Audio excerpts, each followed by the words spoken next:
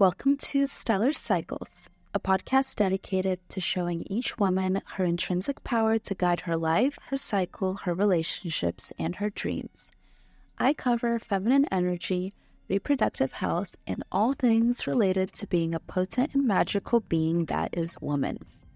I'm your host, Alina, and today our topic is the Fascinating Womanhood series.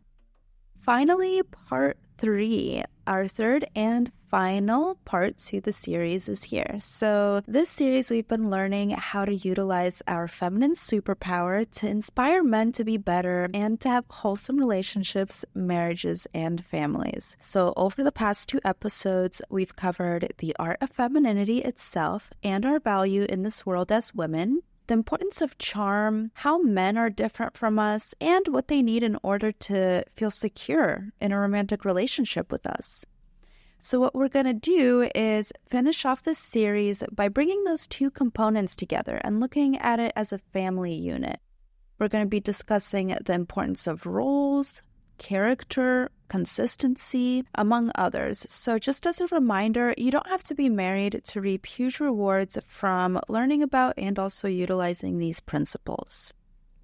This week, I will not be doing those regular weekly personal updates because Merry Christmas. So today is Christmas. Merry Christmas to those who celebrate. And honestly, how timely, because the ultimate purpose of a romantic love is to expand and create family and to create a better society and a better world. And Christmas is all about family, right? It can be good, it can be bad, it can be pleasant, it can be unpleasant, but ultimately it just reminds us that we all return back to the home base point, and that's where everything begins and ends, is in the home. So just a really good reminder, and I hope that everyone is having the loveliest Christmas vibe, even though we're all at a point now in our lives that we can all just buy ourselves whatever we want, whenever, year-round. But if you're listening to this today, on a holiday, I consider that your present to me, and your support means the world. I hope you're having the best time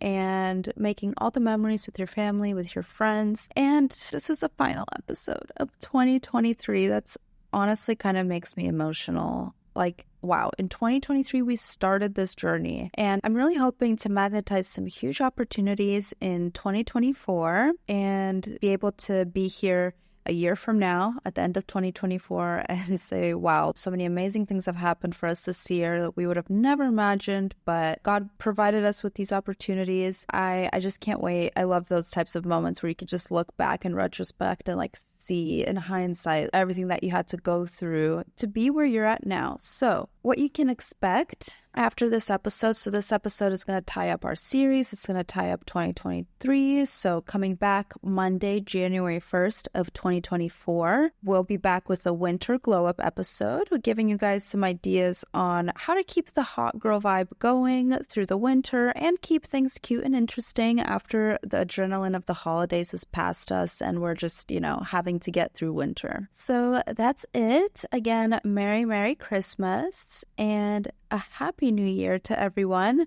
Let's get into our part 3 of the Fascinating Womanhood series. So we have made it to the third and final part of our Fascinating Womanhood series. So this final episode will be going over the tips and tricks that you can utilize. Not even tricks, I don't like using that word, but just little insights and tips on how to make a relationship work long term.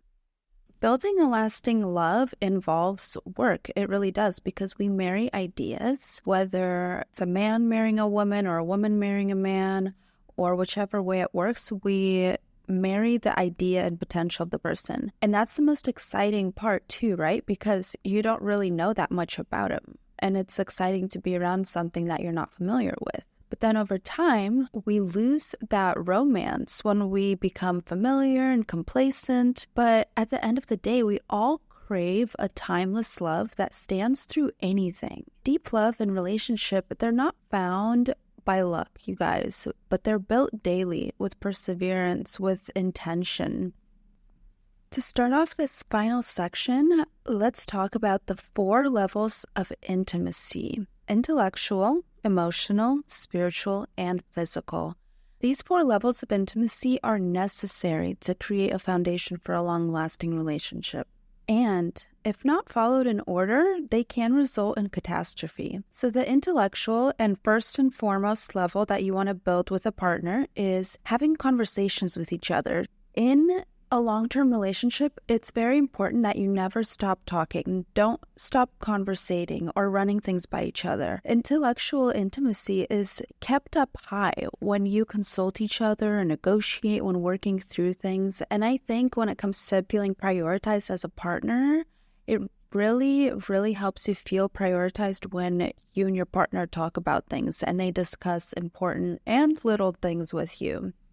The next level of intimacy that comes after intellectual level has been solidified is the emotional level. On the emotional level of intimacy, at this point, we're not just expressing thoughts, but we're expressing feelings. And that's a risk, right? Because expressing feelings puts you in a vulnerable position. But your confidence in your relationship grows when you receive validation in return for that risk of vulnerability. So the core of emotional intimacy is being accepted as your real self. Of course, women have a higher aptitude for emotional intimacy, so it's really important that we really consider and are mindful of creating a safe and secure emotional atmosphere where the man that we're with can process and express his feelings to us.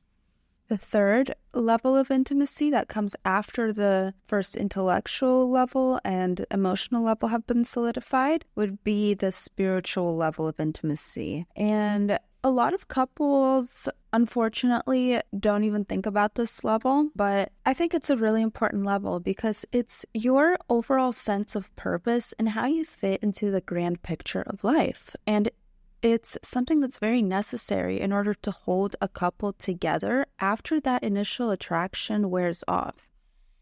A pair needs a common purpose, something that they're working towards together.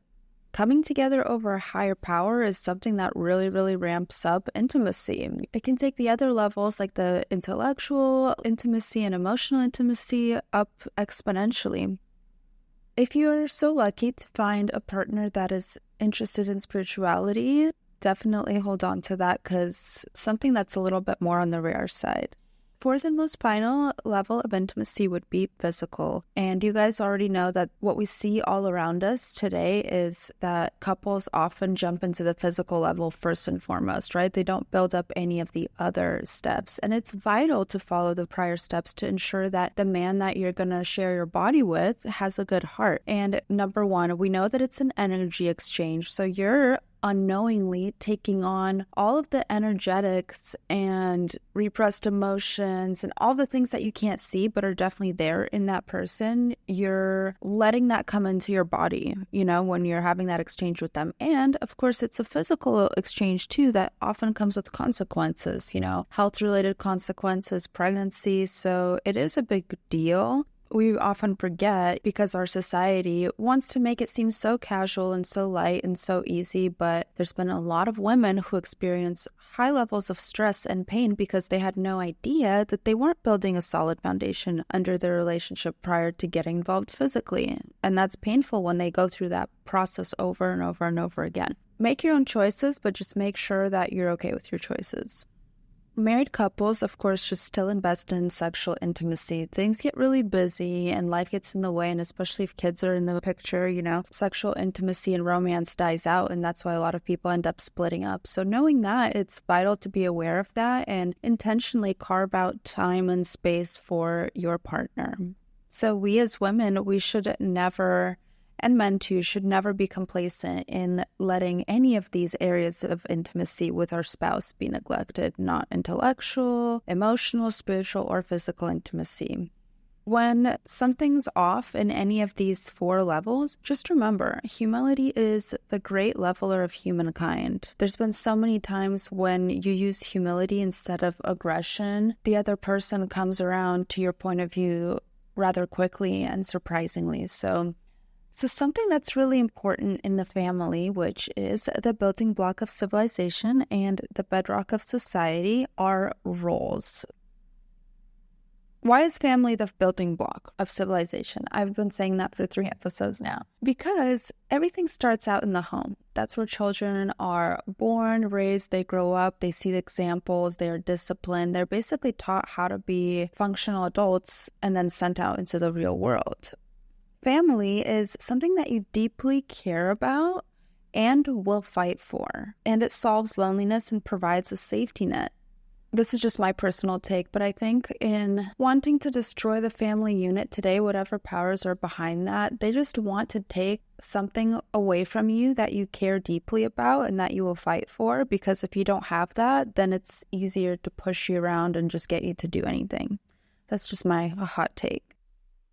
When families lack trust, when they lack organization, conflict and disorder tend to dominate. So this is when maybe people in the family, they have low confidence in others taking responsibilities, so it becomes difficult to delegate roles, and so responsibility never becomes developed. That's why in an effective household, there are 2 types of leaders, right? Both men and women could be a leader, but not in ways that causes them to butt heads with each other or compete for first place, because their tasks and their leadership will be split up into the areas where their natural strengths lie. So men would be task leaders and women would be relationship leaders. With men, task leadership, this helps generate great productivity in the right context and can weather great extreme stress and chaos. In this scenario, let's say traditional life, the man's primary career role would be providing for the family, and he would be there to make sure things are running efficiently. He's there to teach responsibility like self-discipline, structure, routine. He's there to teach principles and enforce them in the family. The task leader is also responsible for motivation and modeling a strong work ethic for the children, as well as being in charge of major decisions and helping show the family how to prioritize. The task leader is also mainly responsible for having the final say in discipline, and it's very vital in raising any kind of children that there is consistency and consequence. And I don't mean that consequence has to be the same all across the board for all kids, no, because that's not how it works. But what I mean is consequences have to appear consistently when they are promised, so you can't just threaten your child over and over and over again, but never give them what you're threatening them with. Task leadership is also a man's job because fathers help build a child's integrity and self-esteem, right? So all these things that I've been listing, like efficiency, responsibility, principles, motivation, strong work ethic, that's building your own self-esteem, right? You're showing up, and every time you show up, your confidence builds a little more. And fathers being there to back their children in developing that character trait are being task leaders in this way. You can see what happens when absent or withdrawn fathers don't lead. It becomes an unraveling of society members. They don't have any of these qualities. No efficiency, no sense of responsibility, no self-discipline, no structure, no routine. So, no matter how much single mothers are capable of achieving on their own, without a father's corrective, restrictive, structured role in the home, children greatly lack, becoming that well-rounded human being. Mothers just simply can't spread themselves into every single area that a human person needs in order to develop. Now, what about women? What does being a relationship leader mean? So women, as relationship leaders, they're a lot more focused on feelings and details, and they help to build up that emotional security in the home. Whether or not a woman has a career out in the workforce, still in the home, her primary career is caregiver. She is a homemaker. She is both a lover and a friend to her husband. She is an amateur nurse. She's a chauffeur. She's an amateur counselor. At some point, she's always talking to somebody about their problems. She is a cook. She's a baker, an entertainer, a teacher, a tutor, a tailor, a launderer, a problem solver, a home manager. She's a support to the task leader.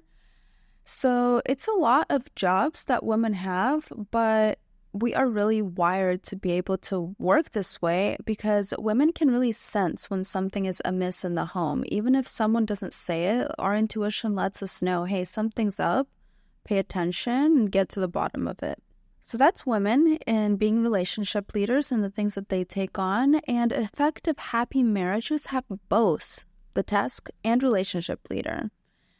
I saw a quote one time and it said, my dad was the law and my mother was the love. So basically, it's important to split up those roles that play to your own natural strengths, what you're good at. So men are really good at focus, perseverance, motivation, work ethic. Women are better at, making sure people's needs are taken care of, making sure they feel secure emotionally and, are fed and well clothed and are taken to where they need to go. So this is why partnership is important, because two people can split up the workload of life, thrive in each of their areas, and feel fulfilled.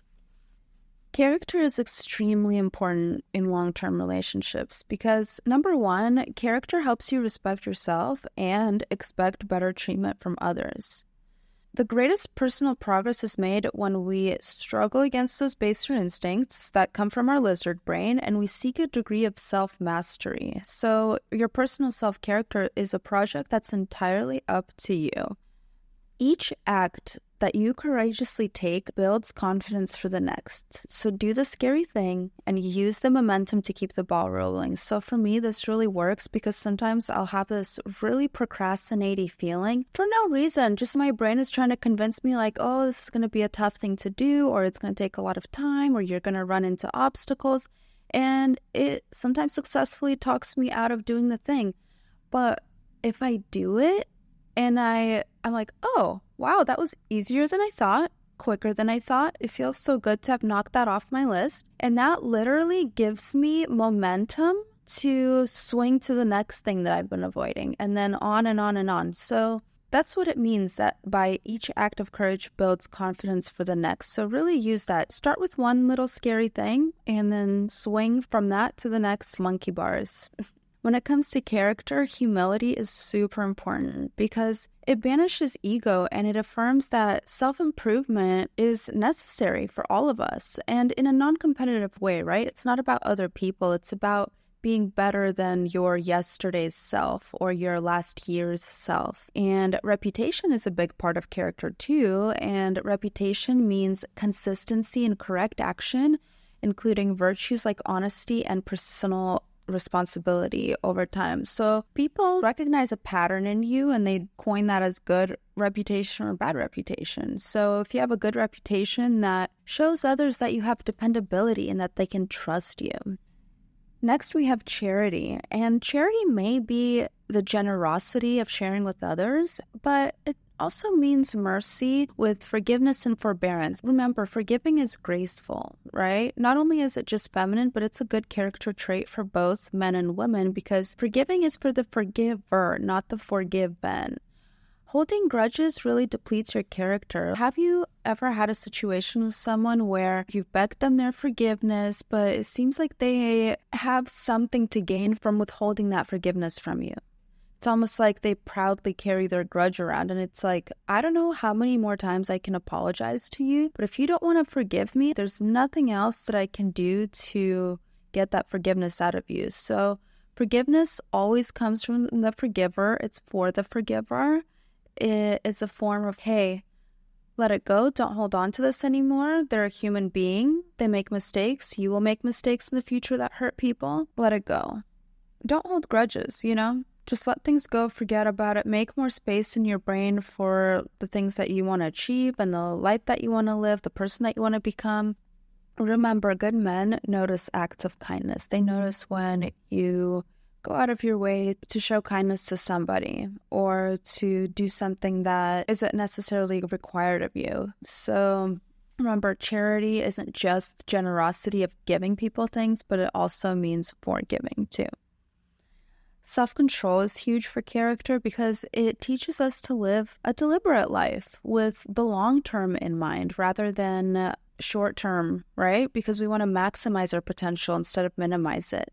Self-improvement. Self-improvement recognizes that you have a limitless potential and it has an effect on others too. So cultivate it, work on it. Don't just ignore it and let it lie dormant.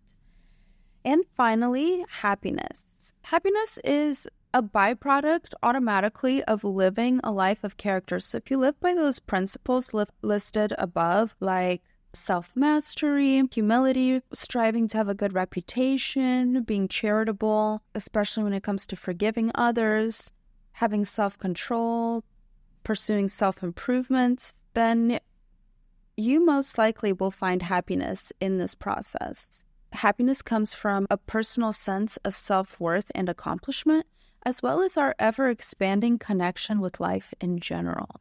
And just as a reminder, I talked about this in a previous episode about femininity, but character does affect your appearance. So working on your character will actually beautify you externally and physically. Boundaries. Something that we are all always working on. Boundaries are a very important basis for our identities because not only do they form the core of our own values, they also determine how we present and how we show up in the world. We decide what our boundaries are for ourselves and for others. Nobody else can decide that for you. It's very important to clearly delineate and define your boundaries, even if you do have some resistance in your feelings to express them, out of fear of like maybe they won't be received well or how will this person react. But just know that resentment will arise if you don't tell another person that you're in a relationship with about your boundaries. And you will start finding yourself feeling angry at them, while the true fact of the matter is you are guilty with yourself for not speaking up for what you want and need. I'm going to say that again. You're going to find yourself getting angry at your partner for something that you failed to do.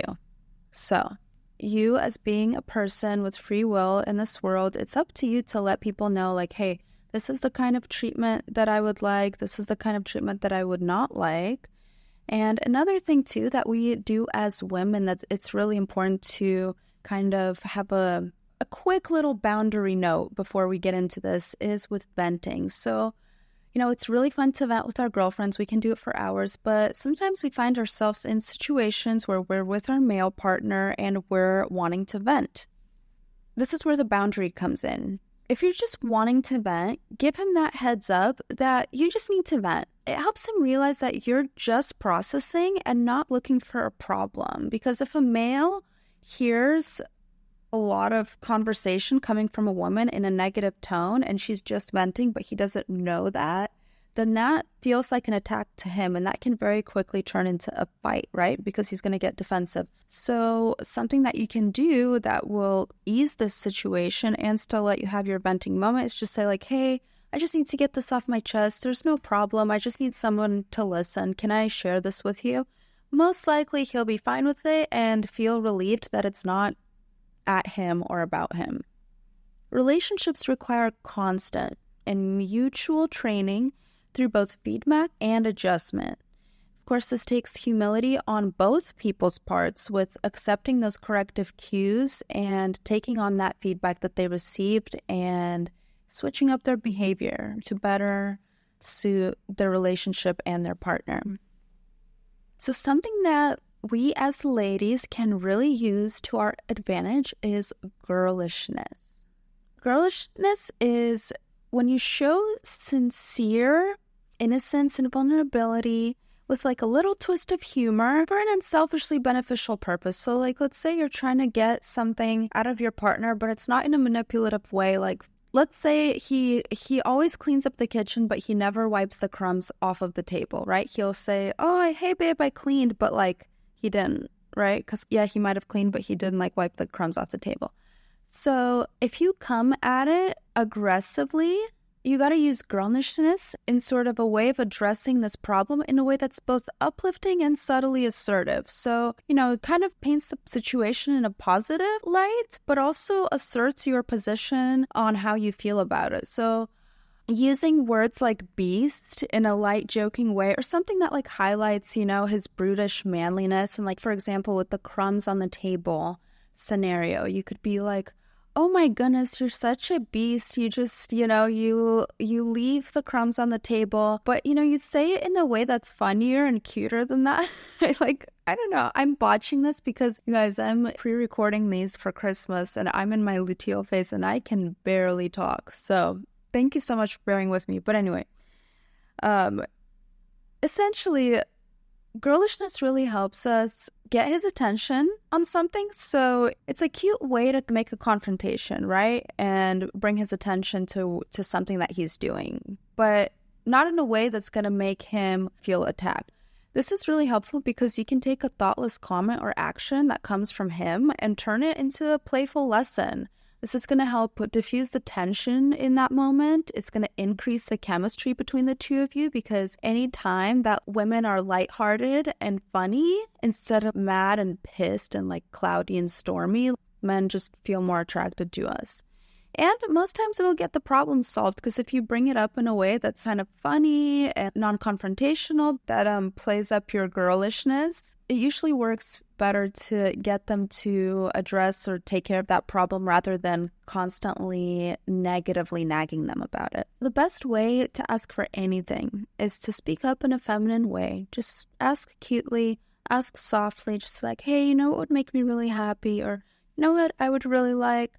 Another thing, too, very important to keep in mind, is that men are tone deaf to hinting. We hint and hint and hint all day at them, but they need us to describe exactly what we need. And men are kind of wired, right, to receive that emotional reward of making us happy. So remember to use those words. Be like, what would make me really happy? And describe vividly the thing that you would like.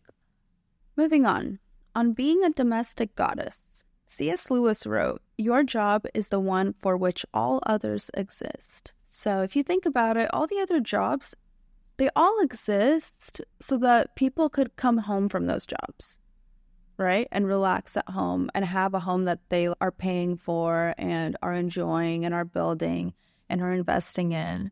So how in the world could women and their jobless homemakers not be important, right? Women are the homemakers of society. And the goal for a woman who's a good homemaker is to create a home where everyone will remember how they felt when they were there, even if they don't know why. And they always love being there, always want to come back, right? We all know how that home feeling feels.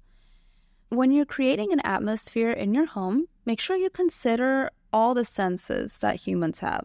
The 5 senses, right? Visual, smell, sounds, taste, and feel.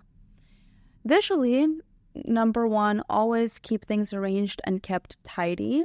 Just remember, you can have the nicest things, but if you don't take care of them, they will deteriorate. Have some good aromas in your home. The strongest sense that's tied to emotions and memory is the sense of smell.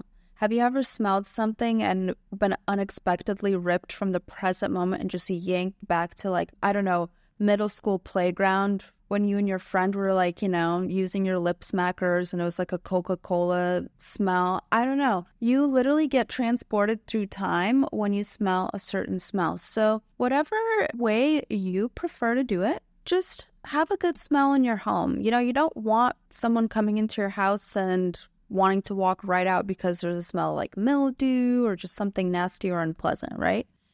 What you can do is have some food cooking, baking, maybe too. That can be pleasant. Just make sure that it's something that smells really, really good when it's being made.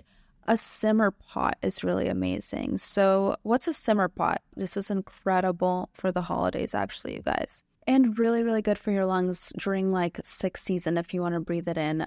You're just going to gather some really delicious aromatic ingredients and you're just going to boil them all together on a stovetop and just let that smell go through your entire home. And you can even lean over the pot and breathe in the steam. So it's often things like citrus. So you can use any sort of citrus that you have. Cut up some fresh lemons, oranges, limes. You're going to put hibiscus, rose, all dried. You're going to do menthol crystals, so that it has this kind of minty smell to it. You're going to use cinnamon sticks, bay leaf, and I'm sure there was other things, but I will absolutely make a reel for you guys that will be posted this week on Instagram so that you can try it at home. It's incredible for winter and it makes your house smell amazing. And if you don't want to use food to make your house smell aromatic, there's plenty of non-toxic diffusers or candles out now these days that are also a great option. Sounds. This is one of the most ignored sensory aspects of the home. Definitely have some sort of sounds playing, whether that's some sort of frequency or sound baths or crystal bowls. You know, some people like that. Some people like ocean sounds. I grew up with my teacher always playing classical music in the classroom literally all day long. So I do like that, especially if I'm working on stuff. I like that in the background. But pay attention to the types of background sounds that, you know, as we hear a siren right now. Thank you. Always pay attention to the sounds that you have in your home. People always mention the music playing lightly in the background when they come over, and I have my husband to thank for that. He's very into ambience and just always wants to make sure that the lighting is cool, that the music and the speakers are perfectly positioned, that technology is working, so I'm grateful to him for that. Taste. When you're a woman with a family and a home, even if you're not the greatest cook, baker, whatever, I'm not, I still think it helps to learn how to make a staple appetizer and a staple entree. Just two things that you are consistently good and reliably good at making, just in case, you know, if you have people over or if you're going somewhere where you need to bring a dish. And another thing too, I think it's a really nice touch. I don't see it as much in American culture as I see it in other nationalities, but it's very feminine, very sweet, and very nice and hospitable to offer somebody something when they come to your home, even if that's just water, you know. But a way that you can contribute to the sense of taste in your home is, you know, just by offering them something yummy to snack on. And finally, touch. So fill your home with beautiful, comfortable textures. And the main thing here is always reserve the deepest consideration for your husband and his comfort, right? Like, what kind of towels is he using every day? What does he sleep on? Is he comfortable? I insisted that Sam and I sleep on silk pillowcases, and you know what? I think he's happier about it because he wakes up with his hair a little bit more in order, and he has noticed that. That kind of concludes the unity, togetherness, men and women section. And of course, I wanted to include a section for the single ladies, right? Because even though this series was very relationship focused, you don't have to be in a relationship or married to derive great benefit out of these principles. When it comes to my single girls, if you are open to receiving your lifetime partner, and that's kind of what you are looking for, you want to get very specific about the type of man that you want to be your husband and set that standard for yourself. So don't entertain anything that's not that, right? Because why would you? Keep in mind that you need to become the type of partner that you'd want to have, right? So when they say become the type of friend that you're looking for or become the type of friend that you need, same thing here in the relational aspect. This is because mirroring really works, right? It's reverse psychology. It's like solving the problem by taking apart the machine and seeing how the insides work, right? So if you know what kind of qualities you need to develop, then you know what kind of steps you need to take every day to work on yourself. So what you want to do is list your future husband's qualities on one side of a paper. All of these incredible qualities that you see him having, that, you know, you really want in your life partner. And on the other side, you're going to write what he would want or deserve. Set your mind on being shaped into the partner that would fit into your ideal man's life. That's how you fill in the blank. That's how you manifest the type of partner that you're looking for. Not by being super hyper-focused on yourself and like what I need and what I want, but visualize that partner and reverse engineer him to figure out, okay, like, here's this ideal man that I would want. What is his ideal woman and how do I become her? So why do some men say that they don't want marriage? Number one, he can't afford it, plain and simple, right? It's a pretty big lifestyle change and it's a big responsibility. So for the most part, can't afford it, pretty good reason. Number two, he's immature.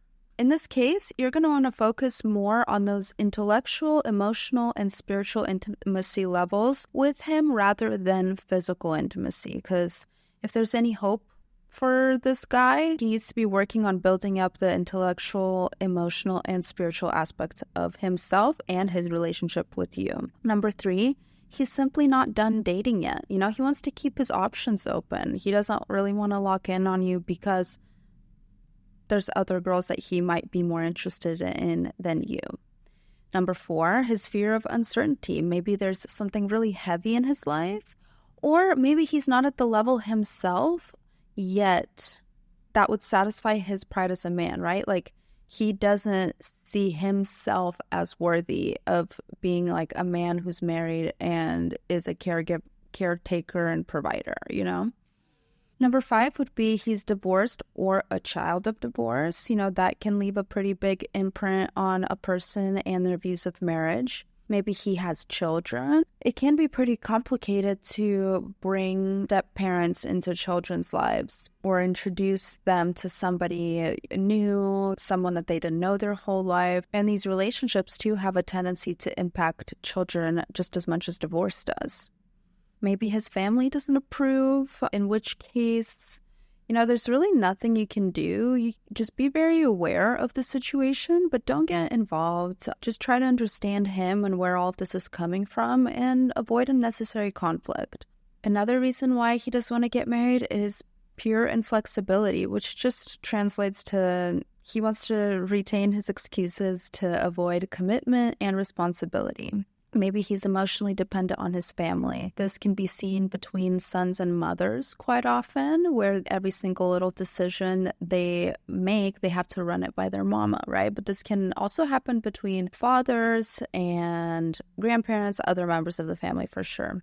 Maybe he fears a high-maintenance woman, in which case, again, he's just not the type of guy who sees himself at the level of having a beautiful, well-taken care of woman. That's all I can say about that. You know, he wants someone who's easy to deal with, that he doesn't really have to try for that hard. And finally, he doesn't believe in marriage, which just means he doesn't see the value in committing. Why do we see the value in this commitment? Because it's a system that provides certainty and safety for the family. It shows the kids that when you unite with a partner, you have to stay through and work through whatever problem you have. You can't just leave and bounce to the next most interesting thing. So if you're a single girl and you do want to get married, is there a way to inspire a proposal? Well, you can't manipulate someone into asking you to marry them. And if you do, it will feel disingenuous and fake. Why would you, at the end of the day, want to be with a guy that you know deep down inside that you kind of manipulated him into asking you to marry him? Just think about it. It just doesn't feel as good as knowing that this person chose to spend the rest of their life with you. And what happens is men choose to marry when they feel that the woman that they're with is indispensable to them. They can't live without her. Their life, their happiness depends on her. So a solution for you, if you are waiting for a proposal and that's something that you would really like from your partner, it's really going to take your personal combination of charm, femininity, acceptance, admiration, character development, and understanding men to really, make you truly indispensable to your man. Some green flags to go for when you're dating or looking for a life partner. Number one, this guy would have healthy, established relationships. He would have a job or is training for one, and his finances are in order. You see him being kind to others, especially strangers, right? People he doesn't have to be kind to. He shows examples of being thoughtful, of being humble. He has a really admirable work ethic. You see him having a kind attitude about children. He proves himself as honest. He has a genuine sense of humor, right? Like not at the expense of other people or rude or crass, but can really make you laugh. And most importantly, he has a spiritual base. The direct opposite are red flags. This is what we're going to end off with. Red flags that you single girls really want to avoid. We're going to start off with that absolutely nots would be criminals, addicts who are not interested in recovering, serial cheaters, or men who insist on open relationships, or abusers of any kind because they just simply don't respect women or any vulnerable groups. So what are some red flags? He's superficial. He's very critical of people in his life. A dude that's very critical will also never shut up. So just keep that in mind. If you find him often making criticisms, run. It's just not going to be fun. He's a self-promoter. He's lazy. He cares more about keeping up appearances rather than being truthful. He doesn't want to talk about personal growth. He's adamantly against spirituality, has no greater vision for his life. He talks graphically about sex. He's not willing to wait for sex. He gives you constant flattery, but no respect. He's rude when served. He has addictions. He's involved in dangerous activity. He says things like, men aren't meant to be monogamous. He shows questionable behavior around family, children, and pets. And he borrows money from you. So those are the types of guys that, it's not going to go well with them. So to wrap things up, this final episode in the series, it more so covered the union portion of men and women, particularly pertaining to marriage and family. And it showed us how important roles really are to keep things flowing and well organized in the home. And the woman's essential role as the homemaker is the building block of society, and it's got to be cultivated with love and care. And everyone should show respect to this position. The most effective families, they do have two leaders, right? But they're each specialized within his or her natural strengths. The man is the task leader he provides focus, he's efficient, he's motivated, he teaches responsibility, and the woman is the relationship leader. So she makes sure people are comfortable, happy, fed, warm, clean, doing their homework. So it's important that there's those two leaders. Don't forget that part of maintaining a strong, healthy, long-lasting relationship is working on your own personal character, which no one else can do but you. I'm really grateful that you stuck through these series, and the series showed us that losing our femininity in an effort to quote-unquote fit in with today's world is the worst thing that we can do. Men need us and our feminine influence to inspire them to reach their own potential. And a lot can be accomplished and solved by being gentle, my woman friends. It is, after all, our great superpower. As always, don't forget to give us a follow on Instagram at Stellar Cycles Pod so that you can get visuals and links to everything that's mentioned in these episodes. You'll get infographics, you'll get reels, how-tos, recipes, and of course, don't forget to get your free grocery guide in the link in the bio. It's split up into the phases of your cycle, so you know what kind of groceries to look for depending on which day you're at. We're looking forward to reading the reviews that you post here, and please give us a 5-star rating if you enjoy this podcast. This is the last episode of 2023. That's crazy. I started this podcast this year. I would have never thought that I would be here a whole entire year later, but it's been quite the ride, so thank you so much. We'll be back with an episode for you guys Monday, January 1st, about things that you can do for your winter glow up. Until then, spread the good word about stellar cycles to your fellow women, and let's all elevate our lives, cycles, and dreams together. Till next time, Stellar Cycles out.